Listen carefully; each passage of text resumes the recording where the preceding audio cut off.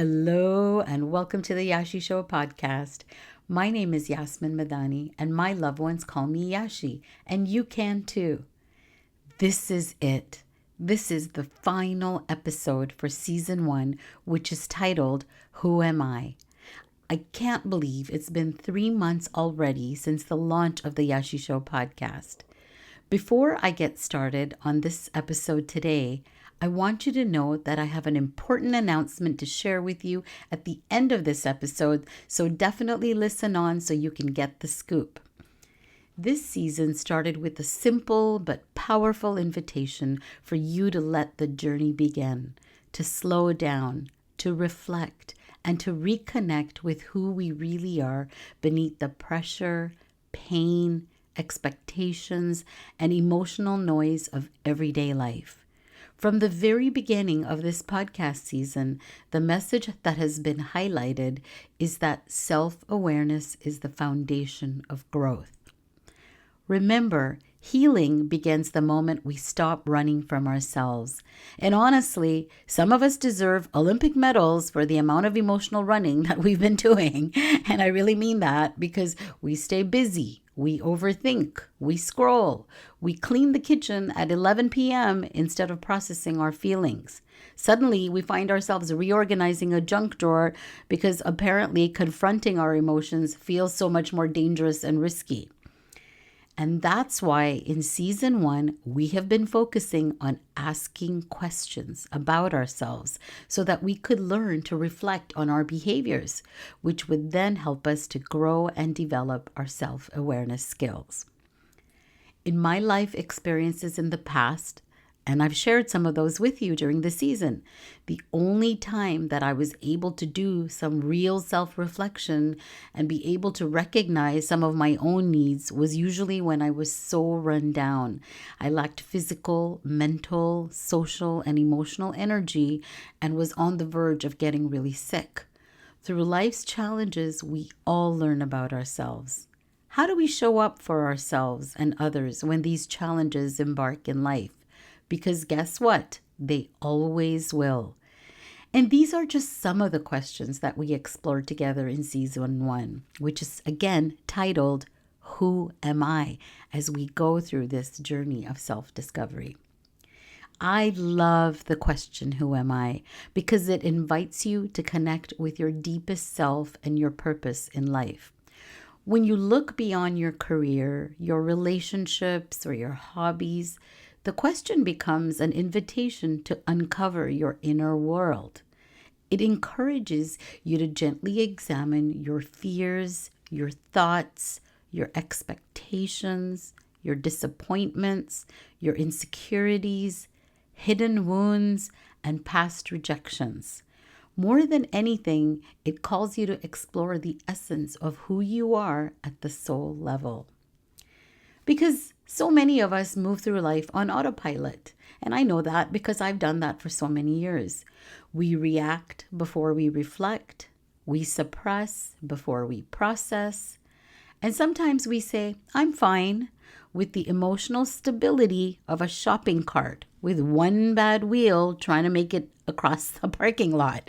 And you know what I'm talking about because technically it's still moving, but wobbling all over the place, making unnecessary noise, drifting in directions we never intended to go. And honestly, you're just one small bump away from completely giving up. From the outside, it might look like we're holding it together or trying to hold it together, but internally it feels really chaotic, exhausting, and you feel slightly unhinged. Yet somehow we keep pushing forward and hoping that no one notices the struggle that we have behind the smile that we put up on our faces. This season reminded us that self-awareness is where growth truly begins. For example, you realize that every time someone criticizes you, even slightly, you become defensive or you shut down emotionally. Instead of blaming the other person immediately, you pause and ask, why does this affect me so deeply? So if you do that, then that reflection helps you recognize an old fear of not feeling good enough. The key insight here is that awareness turns automatic reactions into opportunities for healing. This season challenged us to stop asking, "What's wrong with me?" and start asking, "What happened to me?" Or, "Why does this affect me so deeply?"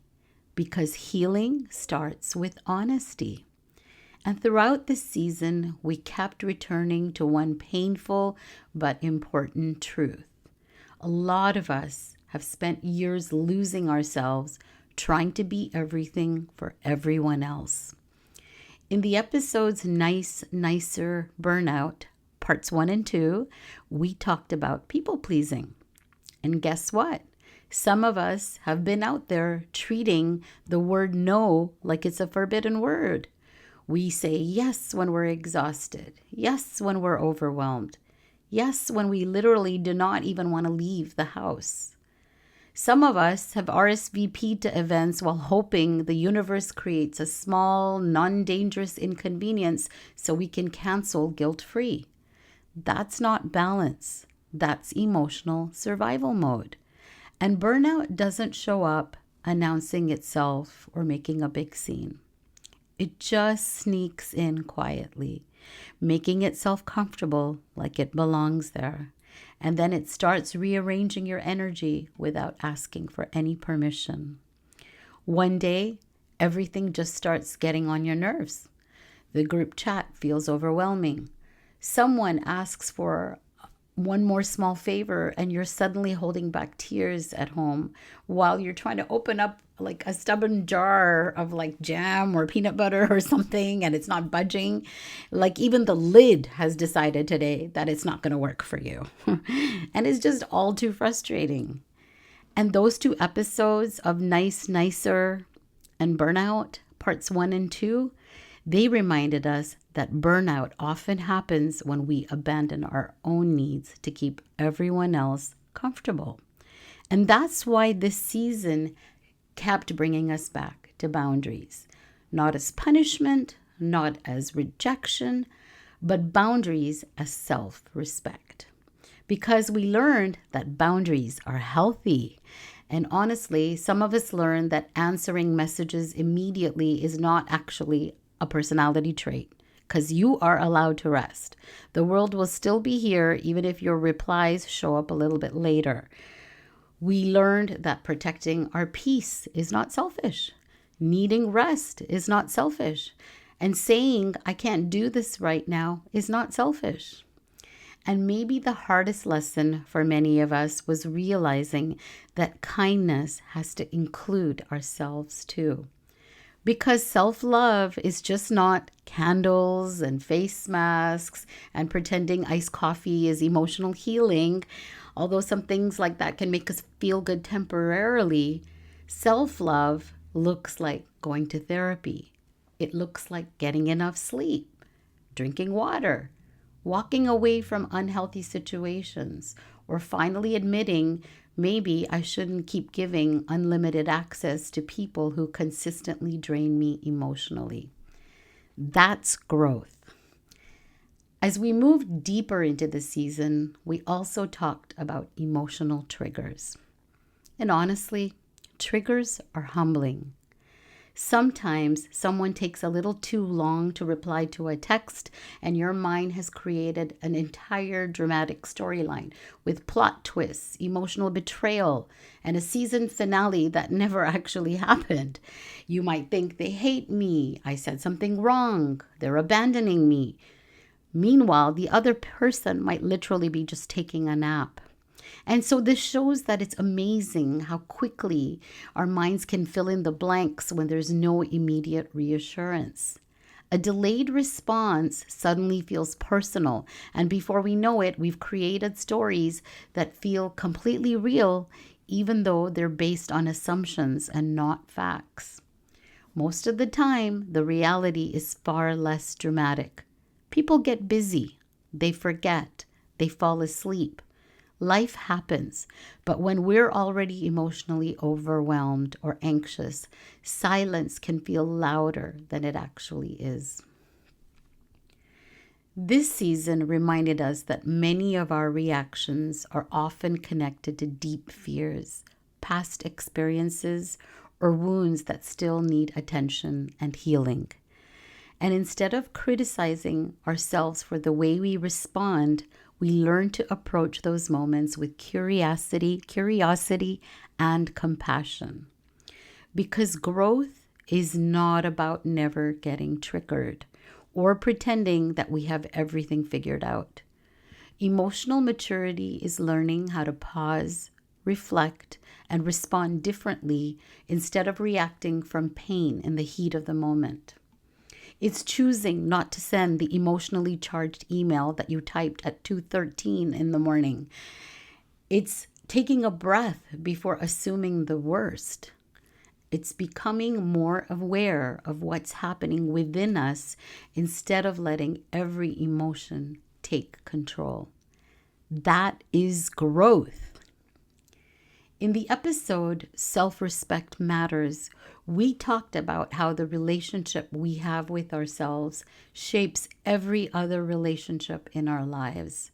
Because every time we dismiss our own needs, accept treatment that hurts, or compromise who we are just to make others feel comfortable, we begin to disconnect from ourselves and weaken the trust that we have within ourselves. And rebuilding self-respect often starts with small decisions, like no longer accepting inconsistent treatment, like not shrinking yourself to be more acceptable, like realizing if someone only values me when I overgive, overhelp, and oversacrifice, that's not healthy connection. That's a relationship built on exhaustion. This season also reminded us how important our values are. So many people feel lost because they've spent years making decisions based on pressure, approval, fear, or expectation instead of alignment. We talked about what happens when we finally pause long enough to ask, what actually matters to me? Sometimes it means choosing peace over performance. Sometimes it means disappointing other people, so we stop disappointing ourselves. And sometimes growth means walking away from opportunities that may look successful on the outside, but come at the expense of your peace, energy, and overall well-being. And then in our journey, we arrived at reflection. One of the biggest lessons of this entire season was learning that growth does not come from constantly criticizing ourselves. It comes from understanding ourselves honestly. We learn to stop seeing mistakes as proof of failure. Instead, we started viewing them as information. A failed relationship doesn't make you unlovable. A setback doesn't make you worthless. One awkward interaction at 1 p.m. on any given day doesn't require replaying that moment in your mind for the next several months. All of this, a failed relationship, a repeated pattern, an emotional reaction, a difficult time in the period of your life somewhere along the way, all of it has something to teach us if we're willing to slow down and listen. Because transformation is not one big breakthrough movement. It's a series of honest conversations we have with ourselves over time. And finally, we talked about resilience. Not the kind where we pretend we're unaffected. Not the kind where we suppress pain to appear strong.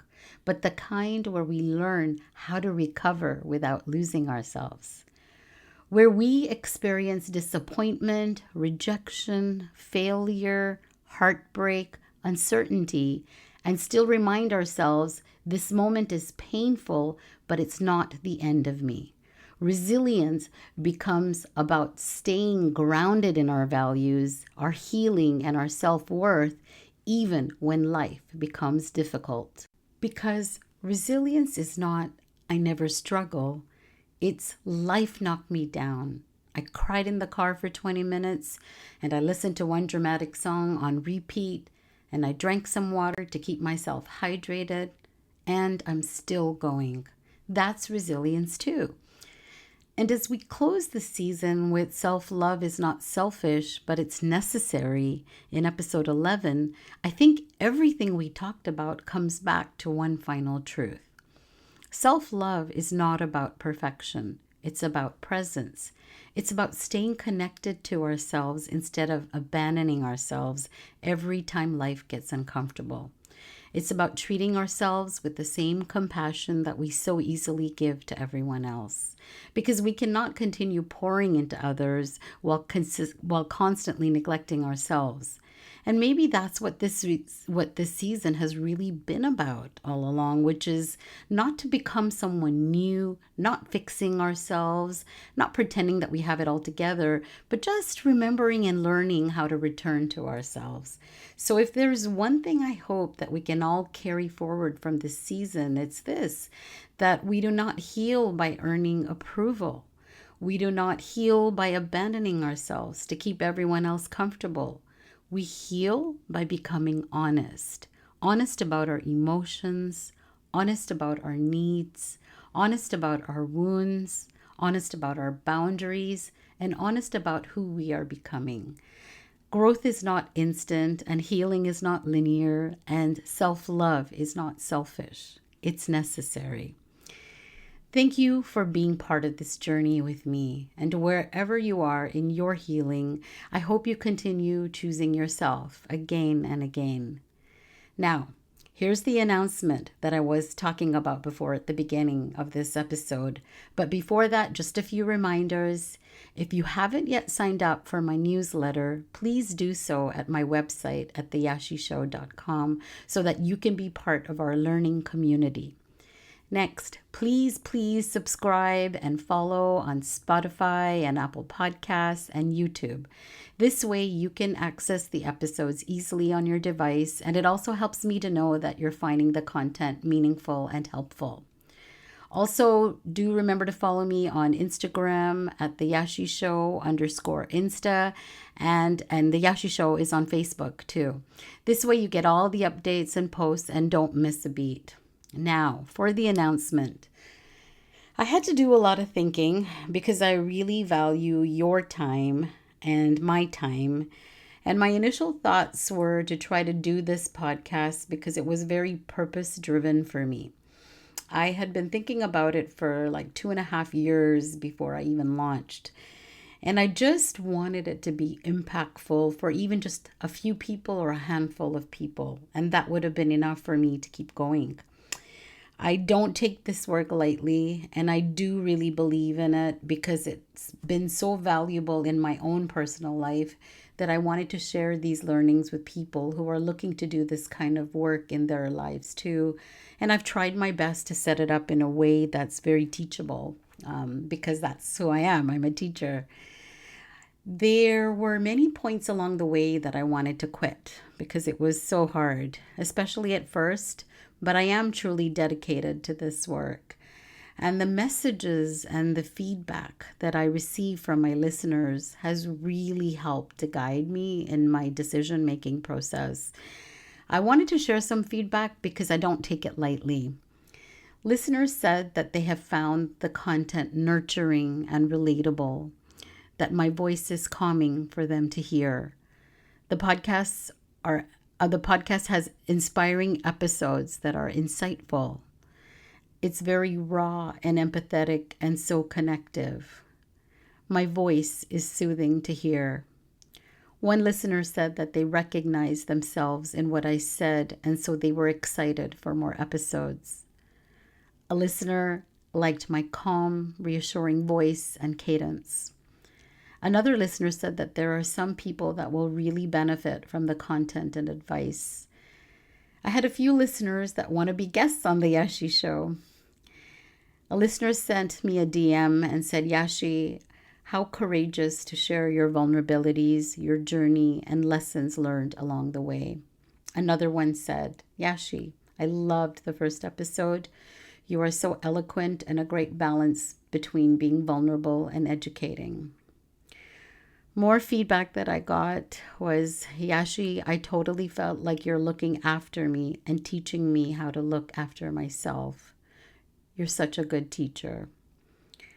I'm so loving your style and your content.